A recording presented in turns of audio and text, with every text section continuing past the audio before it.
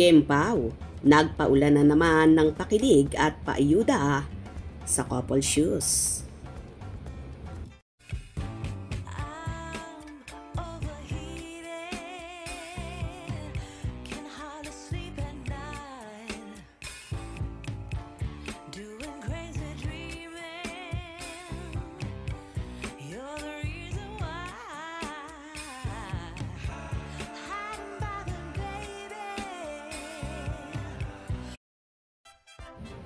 Mainit na pinag-uusapan ngayon sa showbiz police ng DWAR Abante Radio ang tungkol sa couple shoes ni Kim Cho at Paolo Avellino.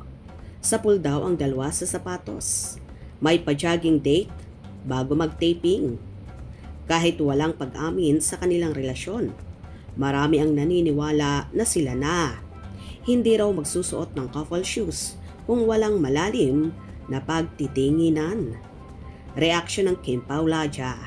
Naku Kim and Pao, dead mabalang kayo sa lahat magsasabi ng couple shoes basta hindi ito ang last na magsusuot kayo ng couple shoes. Love you, lovebirds. I am happy na Pao has finally came out from his man cave. Pero mas masaya ako na makita na muling magkasama ang Kim Pao. Siyempre, alam natin na after running, they will spend the day together.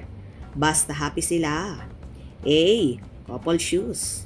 Twinning ulit sa shoes. Oh, aga. Spotted sila mga idol.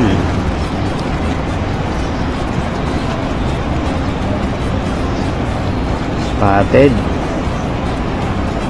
Kahit maulan. Palang spotted na.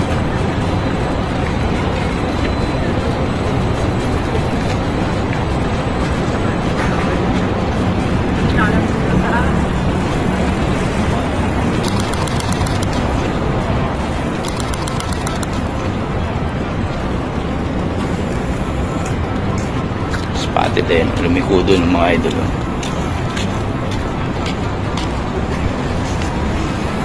Lalabas dito yan mga idol. Tapos susundan ulit natin. Bago umulan. Yan. Ayan. Hindi talaga lilipas ang araw na walang paayuda ang Kim Pao. Lalo na kapag Sunday na alam naman natin na kung hindi sila magja-jogging ay mag-gym naman ang routine ni Kim at Paolo. Kaya naman tuwang-tuwa ang Fanay. Dahil namataan na naman nila na couple shoes si Kim at Paolo na kung minsan pa nga ay hindi lang shoes ang twinning nila pati sa outfit. Ayon nga sa nagbibideo na si Pitik ni Pit na maaga nga daw uuwi ang Kim Pao dahil maulan at para may time na rin silang mag-relax at mag-baby time. Kayo ba kinilig din sa paayuda ng Kim Pao? Hope you enjoyed.